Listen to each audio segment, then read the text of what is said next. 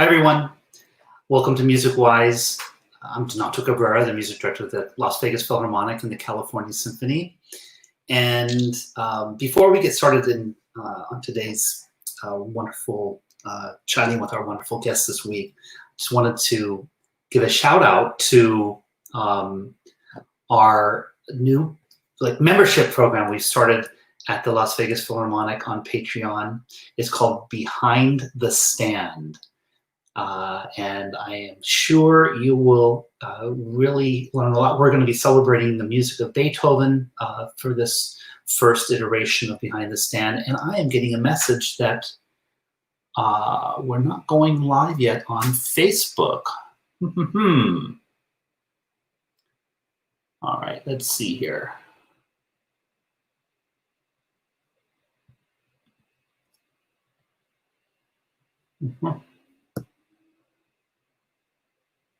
Try this again.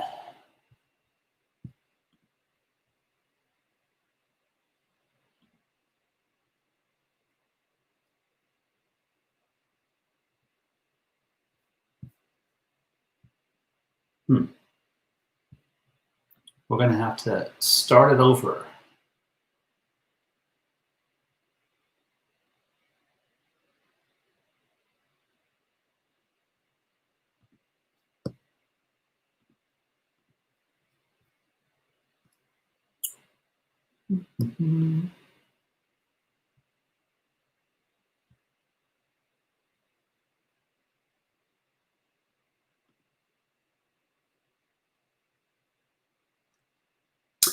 Okay, starting again.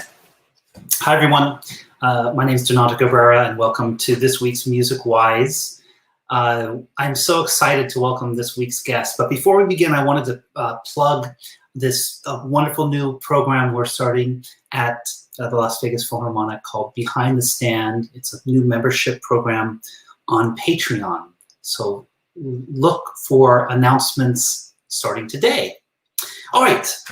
This week's guest has been such an inspiration for me for so many years.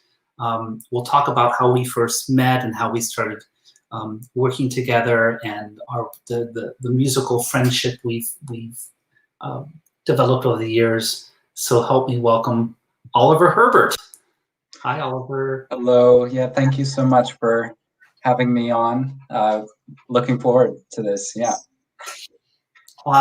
Oliver, I like all of us, we've had our sort of moment of reckoning over these last few months, and it's really been inspiring to see how all of us have responded to still needing to connect, but not having our typical way of connecting and finding new pathways.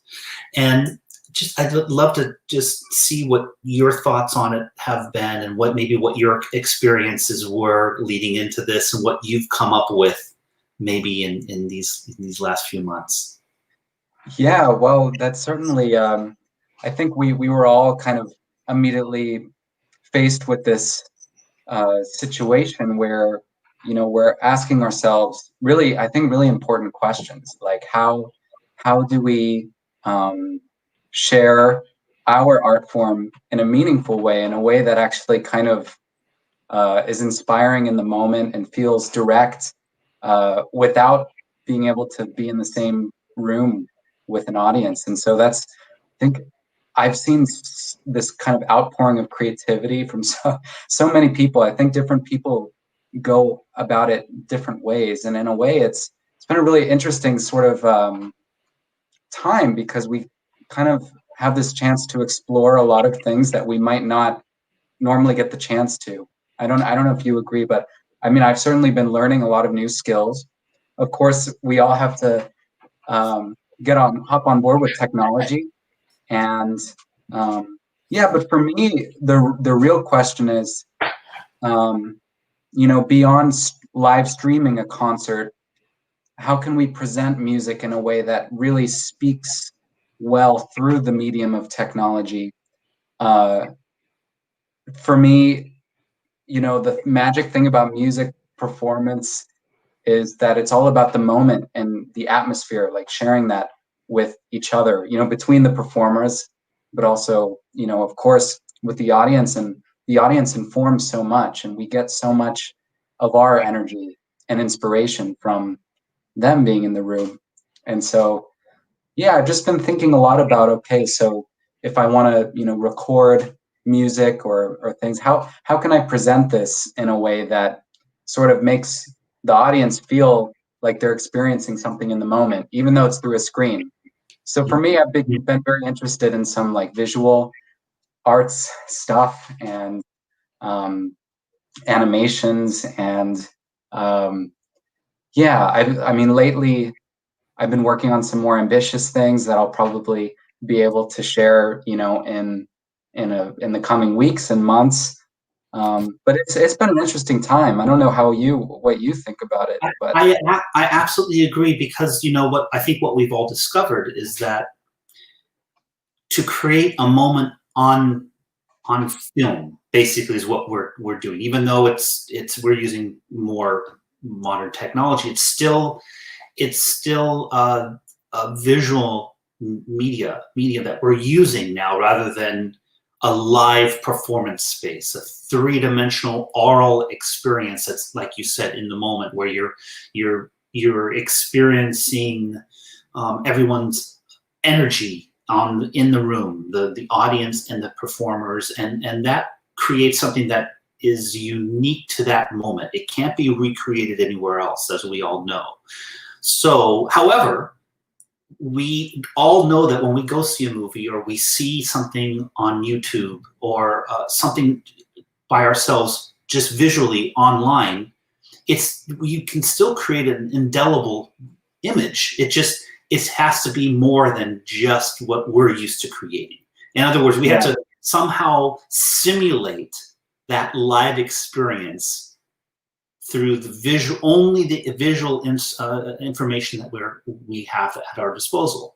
Yeah, and I think the big takeaway for me is that it's not so much about, you know, it's not so much a matter of trying to translate what we normally do through the technology, but more, for me at least, seeing this as another way, and not a replaceable way, but something that's, you know, there's a lot of opportunity in its fundamental differences, you know, like presenting something with our technology.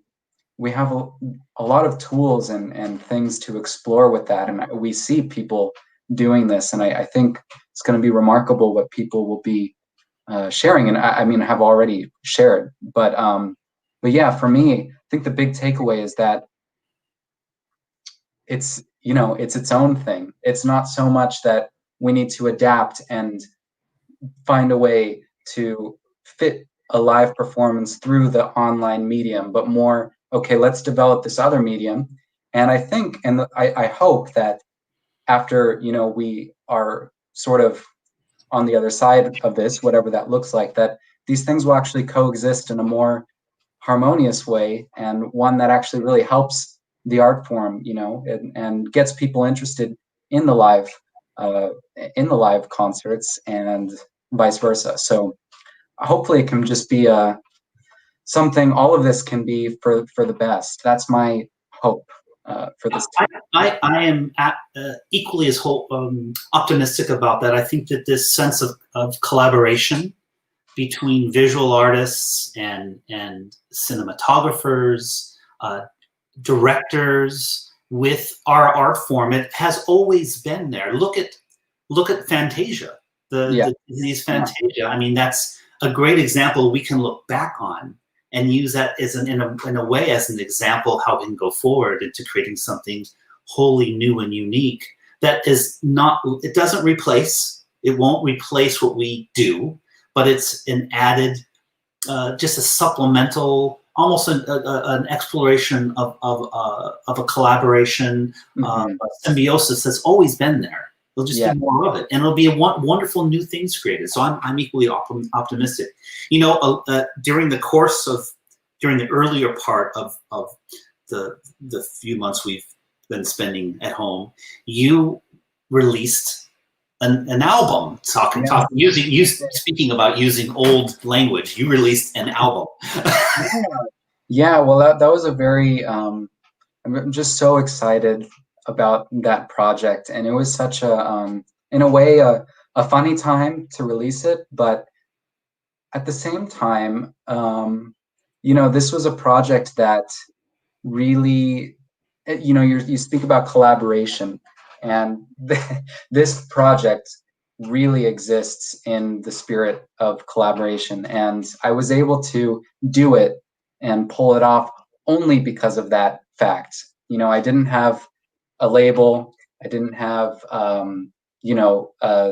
kind of just created it all from scratch with friends and family, and it ended up kind of evolving into something that, in a way, that freedom to do basically whatever I want, to present it in the exact way I want, it kind of led the project into a place that I think it wouldn't have been able to arrive otherwise, in a way. So, to give an example, in speaking of the visual stuff, I met a really wonderful filmmaker named David Hall, who lives in Lancaster, Pennsylvania.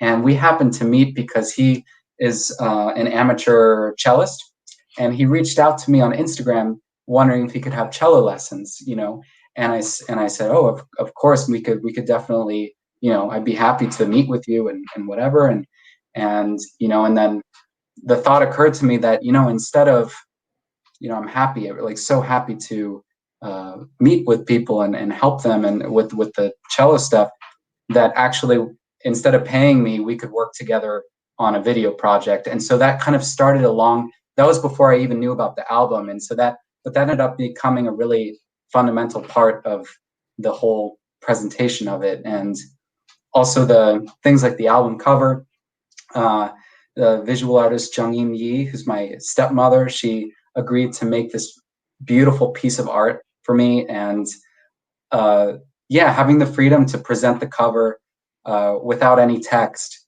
but as a piece of art which has the goal, at least the goal was that it would really invite people in, this idea of anyway, I have a lot to say about it, but it's just, I think my point is that, considering the position that we're in now, I'm realizing that, my decision to go about doing this project by myself and to try to make that happen and explore, every creative opportunity that I had with it, that's kind of what we have to do now too. So it's funny because when I ended up releasing it, felt like, wow, this was actually kind of set a precedent for the kind of work that I really want to continue doing. So it was a sort of a interesting coincidence in that way. We're all learning so many things and using these new processes, these new technological, what might be new to us, incorporating them and finding out, wow, this is really, maybe this is what I've wanted to say all along, and now I'm discovering it. Yeah. Tell us a little bit, I'd like to know, the whole concept behind the album is a really wonderful sort of a gesamte Kunstwerk of, you're using the visual image of the cover, the program itself. It tells this wonderful message. Can you talk a little bit why you chose the music you chose and how they all fit together into a larger concept? Yeah, so the title of the album is Frame of Mind, and the two composers that I chose for this are Gabriel Fauré and Leos Janáček. And the basic idea is that, the original inspiration, especially with for both composers, but particularly with the Fauré sonatas, is that I felt when I got introduced to this music myself and started to work on it, I've just felt like the world that this music exists in is just so unique. And the music of Fauré, I always feel like playing it or listening to it, you're taking a little visit to a distant planet, like its own world, and you go and it's like an all-encompassing sensational experience. And then when you're done, you just come back to reality. But this idea that the music, to me, really takes you on a journey. And beyond that, the kind of I wanted to frame the project really around the idea of how can I inspire people to listen to the music in the way that I feel like, how can I lead the audience? And to me, that comes from inspiring a curiosity and this feeling of taking a look inward. It's not a project that kind of projects out, like this is what it is. It's actually meant to do the opposite, because I feel like this music, if you're willing to kind of give yourself into it, it just takes you on such an amazing journey. And it's very, speaking of visual, I find it it has this kind of transformational aspect where the music is constantly shifting and one thing is turning into another. And yeah, it's very special music to me. And so I wanted to kind of, in all ways, present it in a way that I felt sort of trying to do justice to it, and trying to really introduce people to this very special world and sort of like frame of mind of listening. I think the other interesting interesting aspect of this is that both composers, on paper, you may say, oh, Janáček and Fauré, what's the connection? But really, they're so iconoclastic. In other words, when you hear the line of composers, say, that preceded Janáček in Czechoslovakia, you hear, of course, the Dvorak, and you think of Smetana and Fibic, and you know, these very lyrical, tuneful composers. And then Janáček comes, and it's so totally different, yet very indicative of of his surroundings. Same thing with Fauré. Fauré, you may think of French composers that preceded Berlioz and Meyerbeer, and Fauré comes along, and he has, again, this totally iconoclastic sound world that is very, for lack of a better term, French, but it is Fauré. And it's this own, they inhabit their own universes that are seemingly unrelatable to people that have preceded them and the people that followed them. Yes, and I'm so happy you mentioned that, because yes, I completely agree. And I just think that they're both, first of all, they're both geniuses, but they're both, I mean, Janáček in particular, I would say kind of disruptive in a way, because they, and in Fauré in the late music, so inventive, so unique, ahead of its time. I mean, well, I would say actually kind of timeless, because, you know, and the interesting thing, I always, with Fauré, you know, people think this is a funny comparison, but I actually always really feel something, I feel kind of the same thing that I feel to Fauré that I feel to Beethoven. And the reason I say that is because they're very, the form and the fundamental aspects of the music are actually very grounded. You know, they're not trying to reinvent the wheel, but somehow everything they do, with something as simple as like a little scale, the most basic elements of music that we hear all the time, they can transform these things into expressing, you know, everything between the earth and the sky. It's really, like, totally remarkable to me. And the other interesting thing is that they were both, you know, both Beethoven and Fauré lost their hearing. And for me, with this music and my album, and with the music of Janáček, I really feel like it's a mental experience. It's music that I imagine Fauré, you know, he would take these summers and leave the city and go compose. And funnily enough, actually, when he wrote the first sonata, it was right around the time of the last century's pandemic, believe it or not, which was another interesting coincidence when I released this album, but I just really imagine that feeling of that isolation, and Janacek being such a unique figure. I mean, he started composing really late. I think he wasn't like very embraced during his time, at least not the majority of his work, but these are two really unique individuals with something totally individual to express.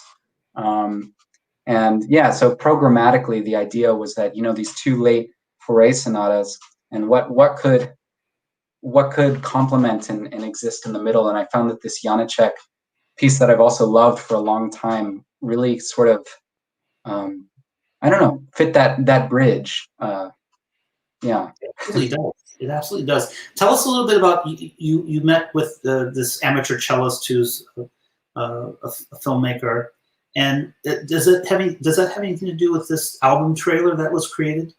So he was the one who ended up creating the album trailer. So that's his work, and yeah. So he's really wonderful. Actually, his sort of artistic name is Lone Cricket.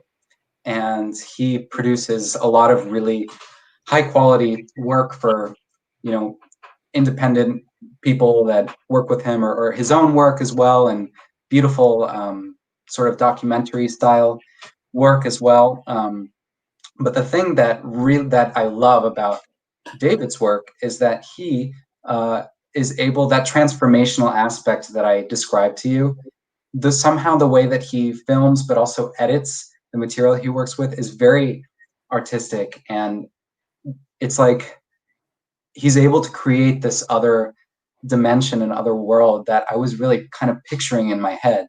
And yeah, the album trailer in a way is probably, it's very, you know, it's a trailer, so it's meant to kind of grab your attention. And so maybe not all of the music to me would be so, maybe the depictions would be different, but the basic idea and sort of like what you're seeing as you listen was very much as like what I was imagining in terms of what it's like to really immerse yourself in this music and listen to it. So I'm so grateful that I got, you know, the circumstances allowed us to meet, because he just ended up, I think, adding something really special to the project. Yeah. Well, let's watch it.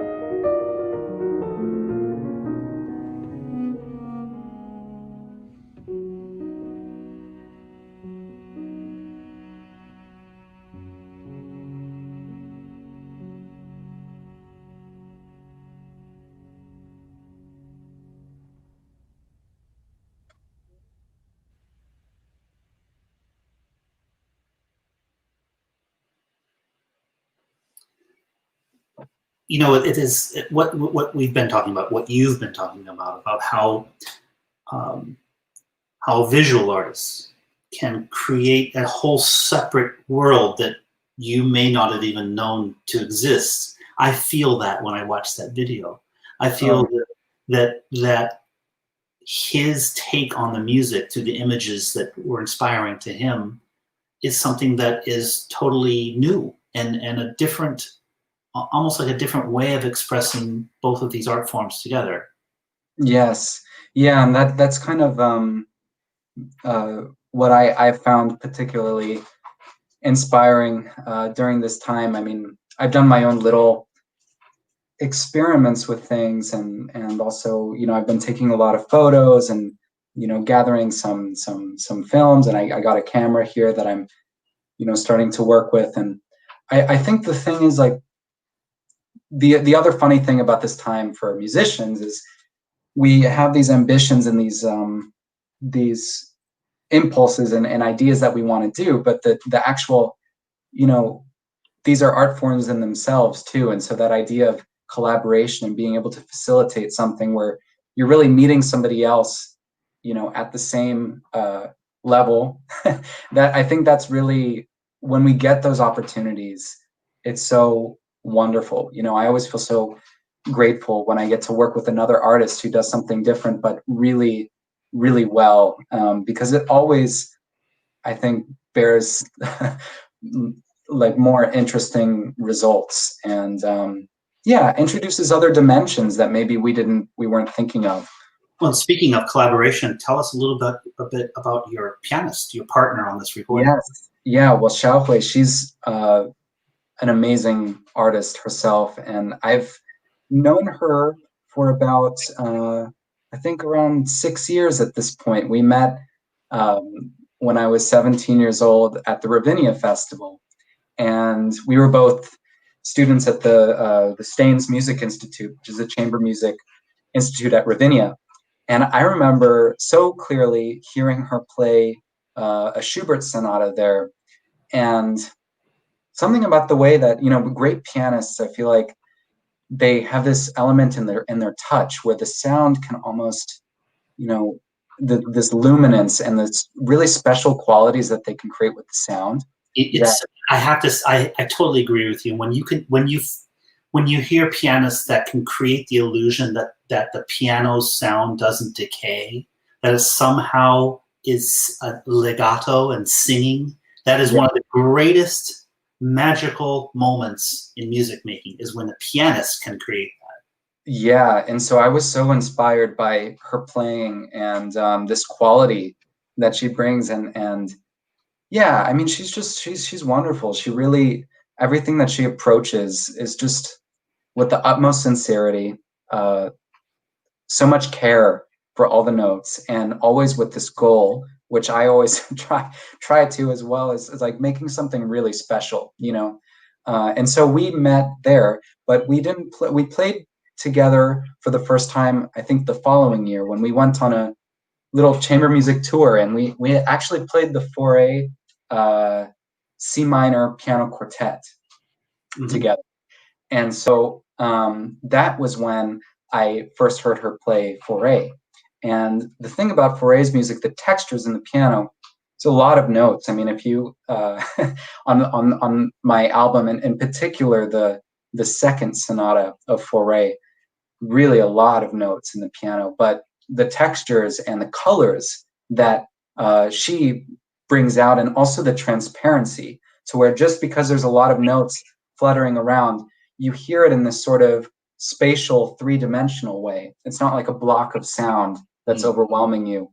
And as a cellist, playing with a pianist like that, being able to weave in my line or complement, or, you know, it's like feels like almost like this musical orb that we're always shifting depending on what the music needs in the moment. So that after playing that Fauré chamber music piece with her, it was immediately on my mind, like, this is the person I want to play these Fauré sonatas with. And then a few years later, we started kind of teaming up to play recital programs, and we introduced these Fauré. We actually did a Fauré and Beethoven program where we started the program with the Beethoven First Sonata and ended it with the Beethoven Last Sonata, and then had the two Fauré sonatas in the middle. That's a big concert.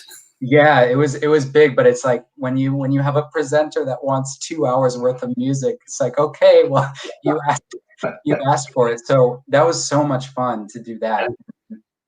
Yeah, and then we finally arrived at the, it was, we both felt that recording something, it was a new experience for both of us, and to try to do an album, it's the kind of thing where it's like you're never going to be ready, or you're always going to feel, oh, our interpretation could be more mature, it could be this or this or this, but at a certain point I think you just have to do things, because otherwise you won't learn. And so we certainly, I think, grew a lot as a duo in the process of doing the recording.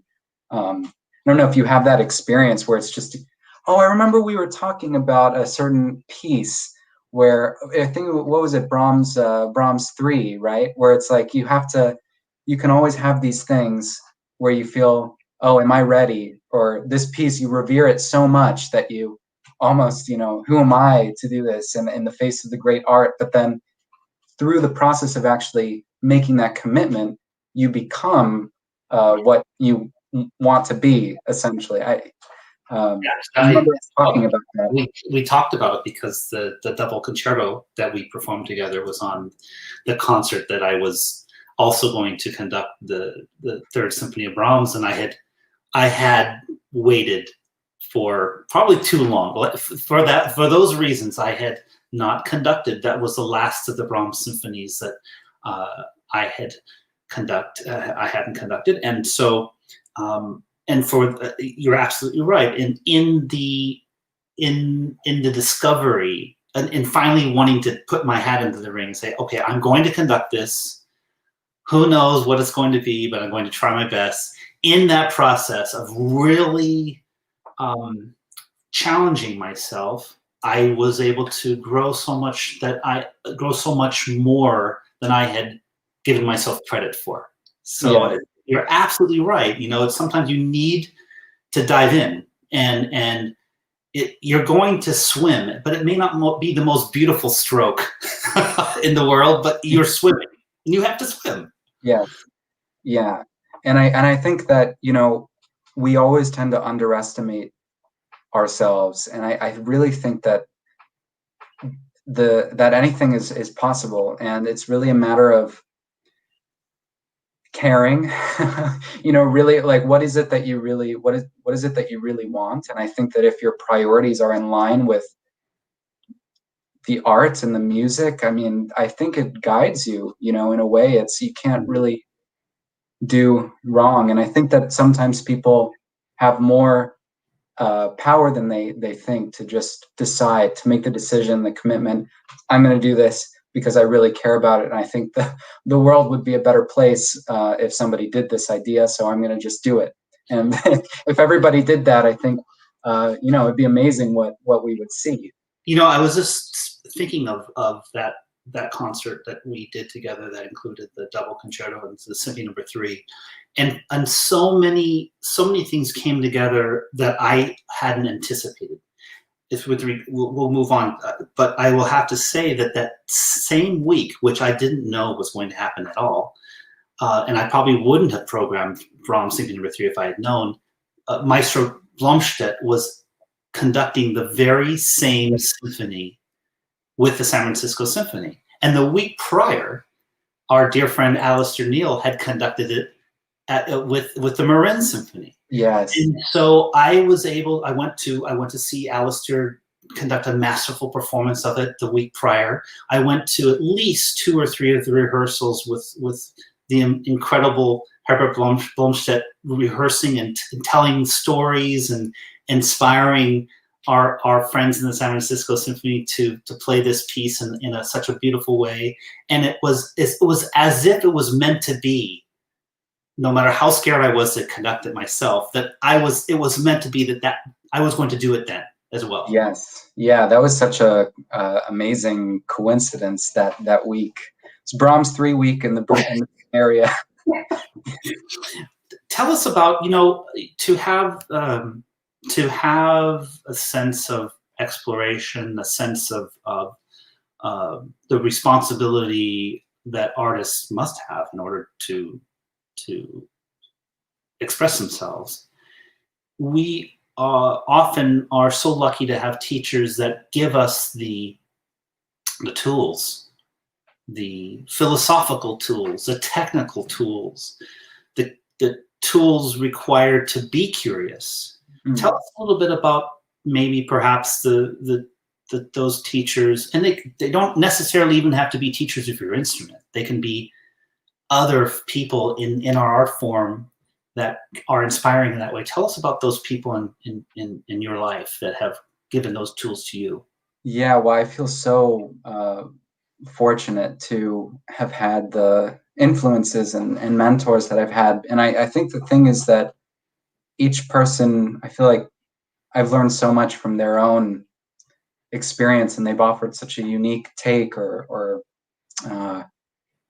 mean, the people that immediately come to mind are, of course, my cello teachers, people like Peter Wiley at Curtis and Carter Bray at Curtis, and then also Clive Greensmith at the Colburn School. These were all cellists that really, in one way or another, were all about kind of transcending. I would say they were great musicians who happened to play the cello, because they all were about something beyond whatever it meant to play the instrument. And that kind of was reflected in very different ways for each person. And that was based on their own personality and everything like that. But I found that so inspiring. And also studying at Curtis, I got to meet so many other wonderful instrumentalists that weren't cellists, people like Pam Frank, who was one of my great inspirations while I was studying there. And I have to share something. I think it was you were performing the Elgar cello concerto the year prior with the Marin Symphony, season prior, and it was at the time that Peter Serkin passed away. And you and I were sharing a ride. I had gone to see that concert that you were performing with the Marin Symphony, and I was lucky enough to be invited to the dinner afterwards with you and Alistair and Lowell.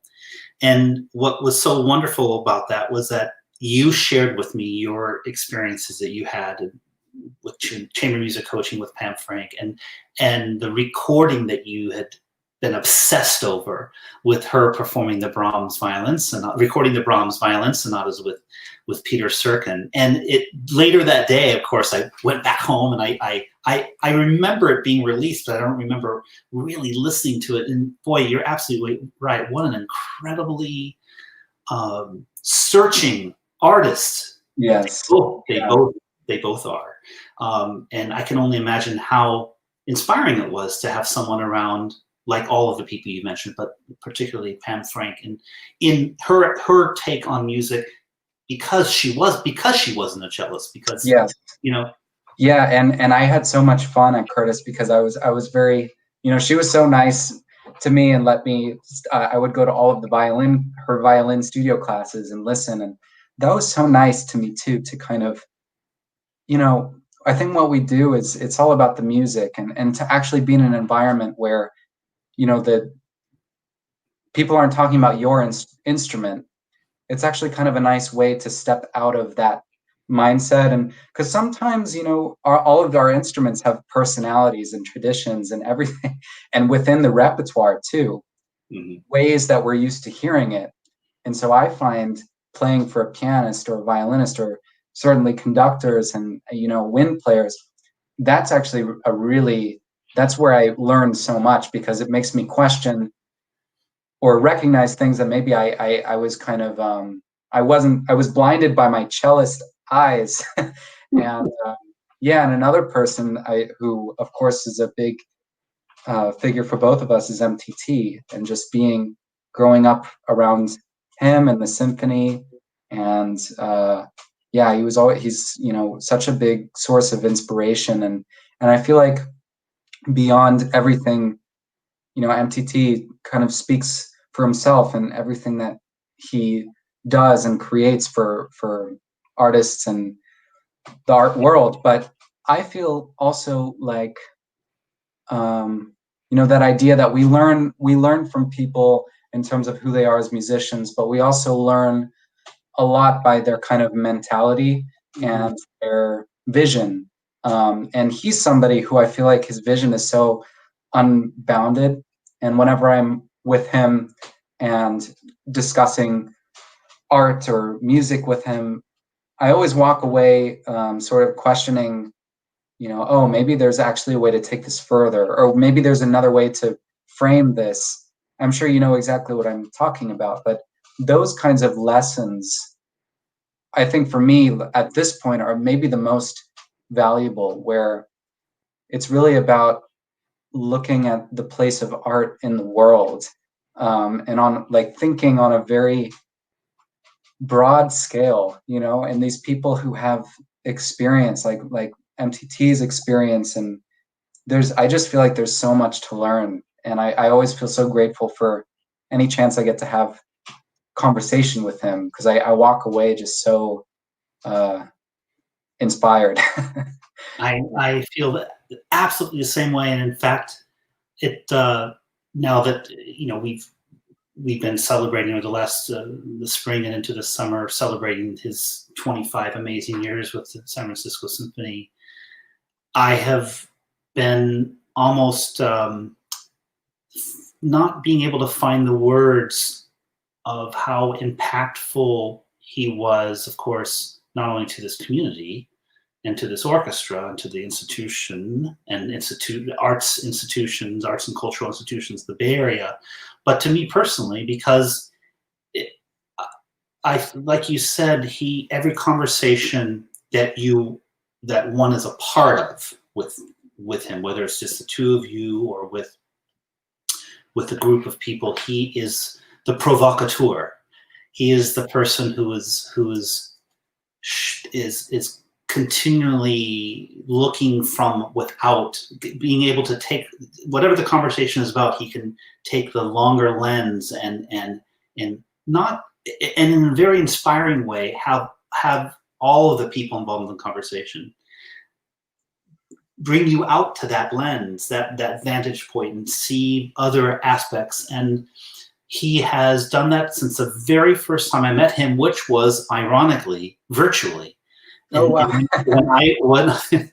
it's so funny, I haven't talked about this, but when I was a student at Manhattan School of Music, the big thing was Internet 2, which is I think basically still around in some form or another. But at the time, the Manhattan School of Music was one of the nodes, was one of the places where Internet 2 was happening. So was Columbia University, and New World Symphony, and I think one of the universities in Miami was also one of the places where Internet 2 could actually happen. And so he coached me with me conducting the Manhattan School of Music Orchestra in Beethoven's Seventh Symphony. And we were Columbia University, and he was in Miami. And of course, this was in 2002, so you can imagine, all of the latency issues were basically, happening at the time. But from the very first question he asked me, this was the first time I ever met him, I knew that I needed, it showed me that I needed to be asking those questions of myself all the time, and looking beyond just the what, where, and how. He talks about this. He said, people usually get, learn all of those things, the easy stuff, when the piece was written, and tell us a little bit about the composer, and et cetera, et cetera. But the question where artists often finish is, why are you doing this piece? And if you can answer that, the big question is, what are you going to do about it? Yeah. He said that before, and I will, if there's one thing that is sort of a guiding principle, it's those words. What are you going to do about it? Mm-hmm. Yes. Yeah. And so he's such a, inspiring person. And I really was looking forward to hearing Mahler 8 in San Francisco to close the season. And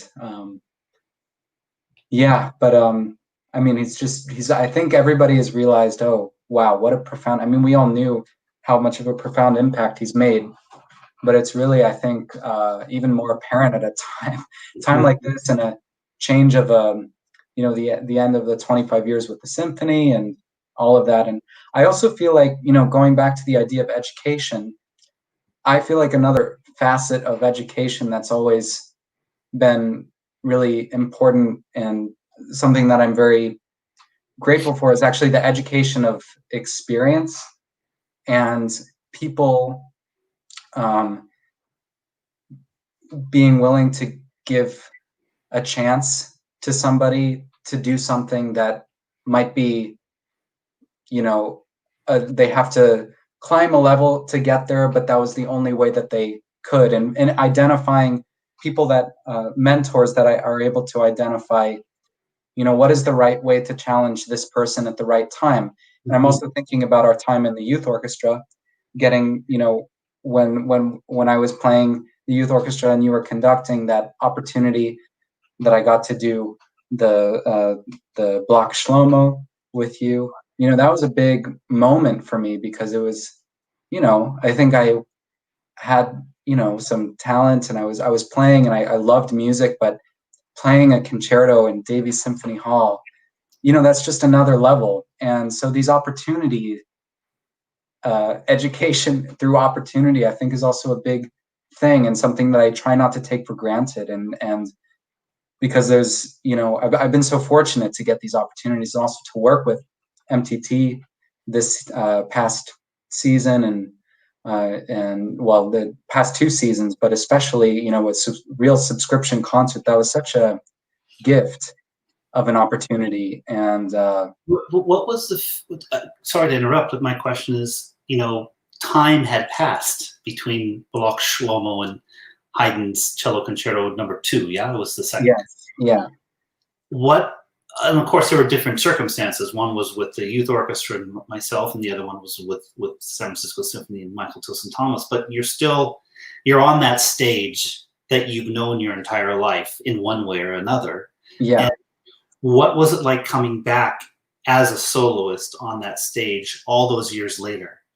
Well, I think that it felt in a way like a totally new experience, but at the same time so familiar. And I think playing the block and also just the simple fact, whenever I talk about the San Francisco Symphony Youth Orchestra, I always emphasize the idea, like how great it is for young players like myself, just the sheer fact of rehearsing on that stage every week.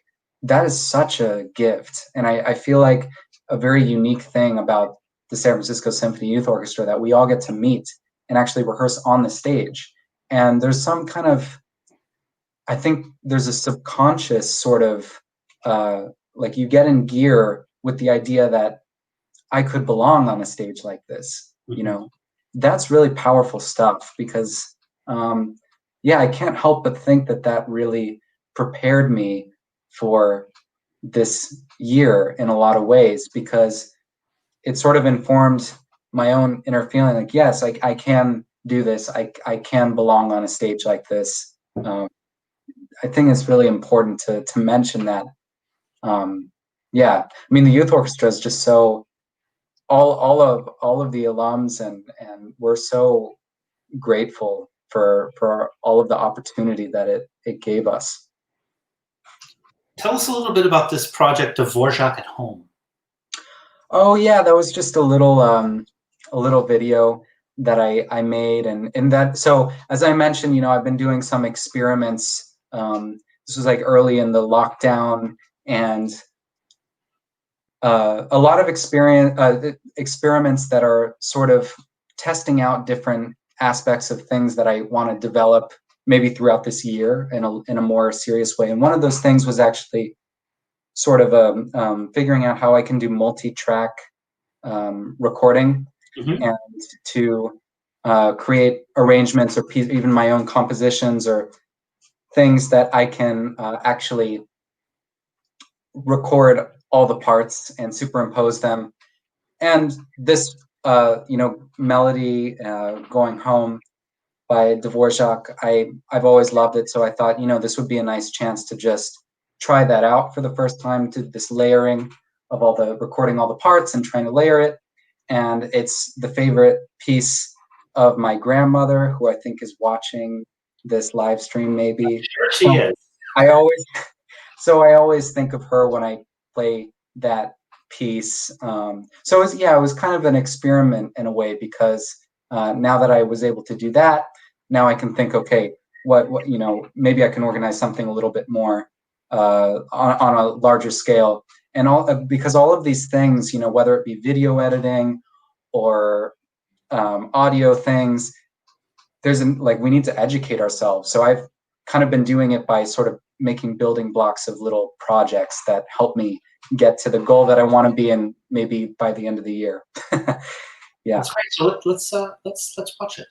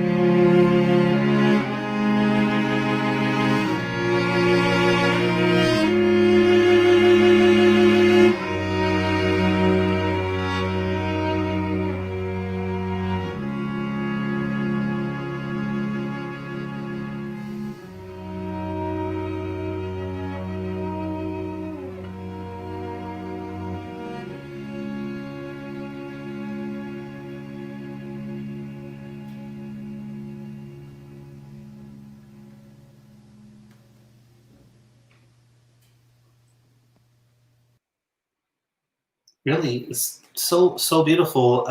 Recording yourself for the first time and layering voice upon voice upon voice is so much harder than you think, right?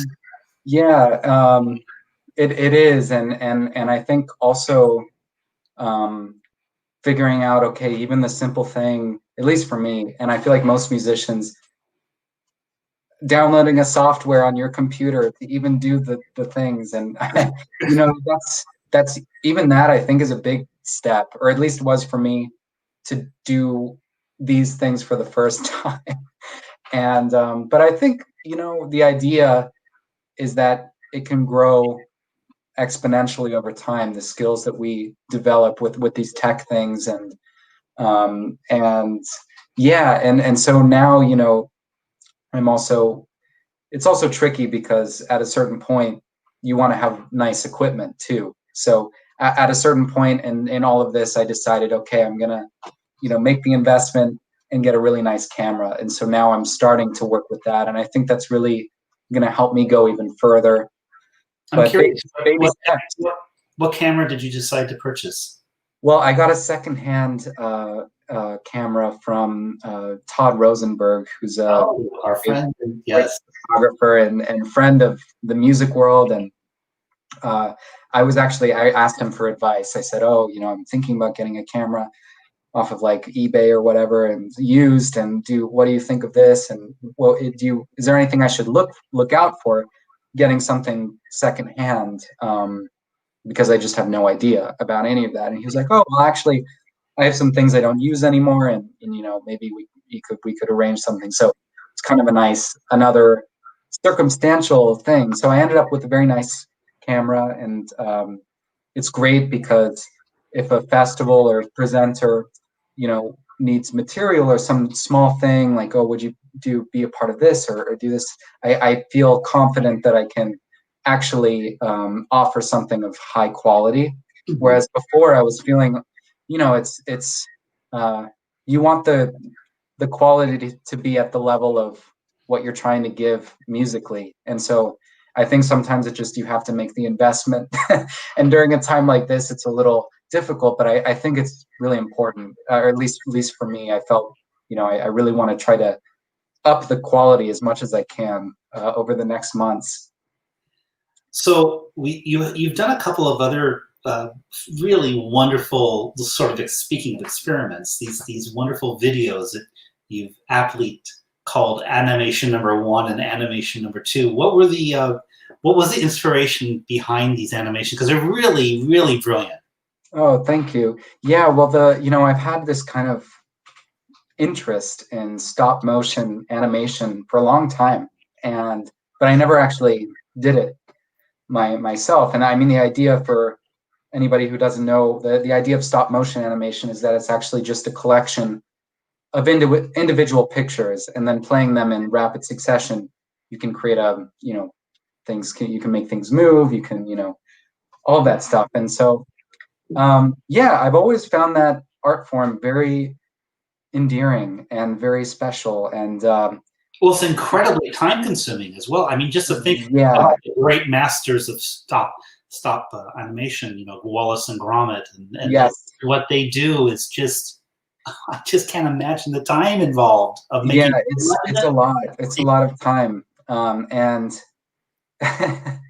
yeah, so basically the first one that I ever did, it was such a random sort of, you know how sometimes ideas will just come to you in the most, you never know when they're going to come, but an idea is just arrives. And so one morning I was waking up and, you know, taking a shower or whatever, getting ready, and I had this idea of, oh, I should, you know, I have this little stuffed animal in my house, and I thought, oh, I should try to make some video out of it.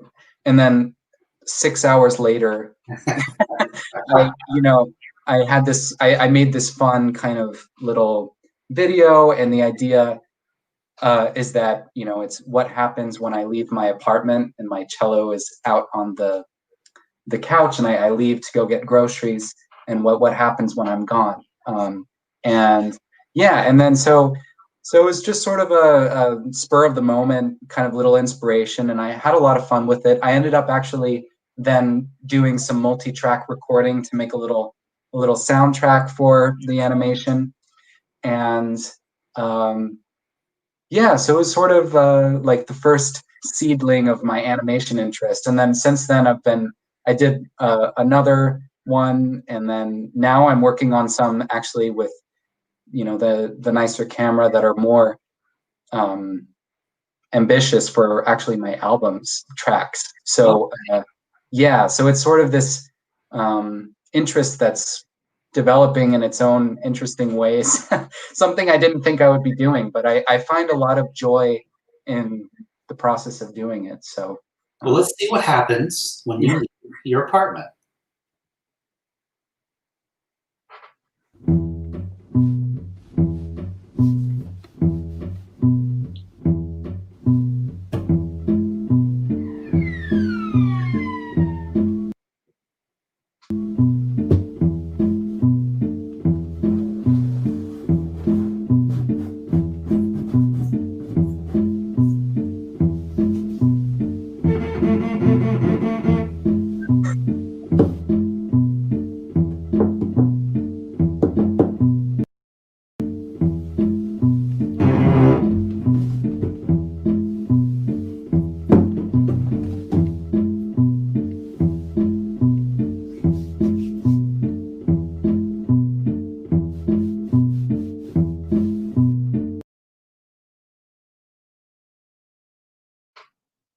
So that's that. Yeah. Okay, first of all, does the animal, does the stuffed animal have a name? Yes, its name is Ootori. Ootori. He's very ambitious. Now, did he give up at the end, or was he just sort of like just testing the waters? Oh, well, he just, if I'm lucky, because if I hadn't turned on the camera, I never would have known. He left everything in the same position. So no, it's just a fun little thing. And yeah, I've been trying to challenge myself that, especially this was at the point where everything was canceled. So nothing was happening. So I had all this time on my hands. And so I was trying to challenge myself. Oh, if I have an idea or something, this is the time to do it. Because I never would have sat down and, done that otherwise. And the other one that I did was sort of a similar situation, but kind of took the multi-track thing and the animation aspect to like another level. But the same kind of random creative impulse that I got, because I went to the grocery store and I bought some corn flour to make something specific at home. But then once I got back, I realized, oh gosh, this is the wrong kind of flour. So I had this big bag of flour and I didn't know what to do. I had nothing to do with it. And so I had this idea. I said, oh, well, if I mix it with water, it becomes this sort of like malleable clay-like thing. So I thought I would do sort of like a claymation, but with corn flour and water. And anyway, so and then the multi-track aspect, I took a real piece, which is the Snow is Dancing by Claude Debussy. It's part of his Children's Corner suite, which is a solo piano work. And I decided to make an arrangement for cello. So like what would happen if I made an arrangement of a piece which is very pianistic and sort of pointillistic in a way. And so that was the other challenge. And then it kind of ended up being what it was. And it was another like fun little project. But yeah, as you mentioned, these things are really time consuming. And I think that's actually what makes stop motion very special, is because nowadays everything is immediate and easy. And this is something where there's no shortcut, and yet it has this real life quality that maybe another kind of animation, like just graphic animation, doesn't have in a way. And it's a fun way to also play around with your environment. And yeah, so I enjoy it, but it's time consuming. I mean, these ones that I'm working on now for the foray, it's like I also got, in speaking of software, I got a more advanced software for the stop motion. These other ones I did on my phone. And this software, it's like, I think I'm doing 24 pictures per second of video. And so it's really a lot, but the detail you can get is super cool. So yeah. So let's watch this. Now, the second one was you still used with an iPhone, yeah? Yeah, this one I did with my iPad. And there's a great app for anybody who's interested in just doing their own little stop motion stuff. It's called Stop Motion Studio.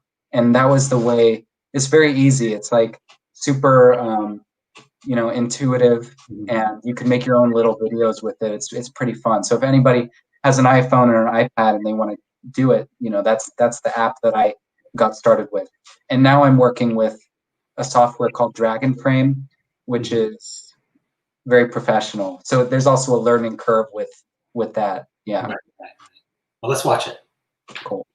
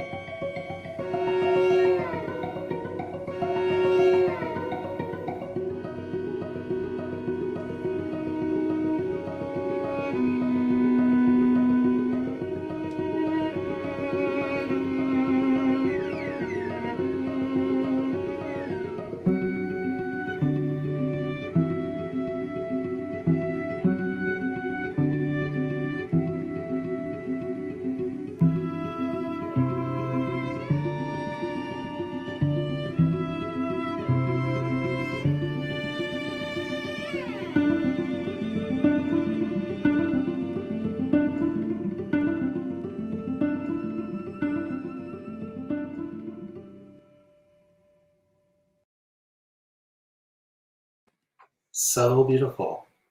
Oh, thank you. Things you can do with flour and water. Yeah, it's and a mirror. That was the other aspect. So it was a mess to clean up. Like flour and water all over the house. It was quite an ordeal. But yeah, it's been I think after I had these sort of like creative impulses and bursts, and then I went through a phase of actually, I think when the COVID stuff really sunk in, then it was like this period of actually doing kind of nothing and just sort of a lot of inner work with myself. I'm sure a lot of this has been a very introspective time for a lot of us, but yeah, thinking back, because these were things I did sort of early on. It's interesting. I think almost it was like a way to, it's like almost a reaction to everything that was happening. It was like, I'm going to do the most time consuming thing possible. So it's like almost distracting me from like what's really going on. And then I kind of went through a phase of this sort of coming to terms with everything and really thinking, contextualizing everything. And now I'm starting again to, okay, like implement these things in a more, what's the right way of putting it? Like a more intentional way. Yeah. Right. Yeah, exactly. So hopefully I'll be able to have some more things to share before too long. Well, yeah. Oliver, we're all waiting for the next thing. I know that everything that you will share will have integrity and an artistic point of view, and you always are honest with all of us. It's when your art is that way. It's honest music making, honest artistic expression. And over these years, I feel so lucky to make music with you and to talk with you now about music and the art form as it stands now, as it will go into the future. I know that you'll be a strong voice. So thank you so much for joining us today on MusicWise. I've kept you a little longer than intended, but oh no, thank you, Donato, and likewise. I mean, always it's been such a inspiring thing to know you and work with you. So nice to see you today. Hopefully we can meet up in person soon. And yeah, thank you. Take care. Thank you. Okay, bye.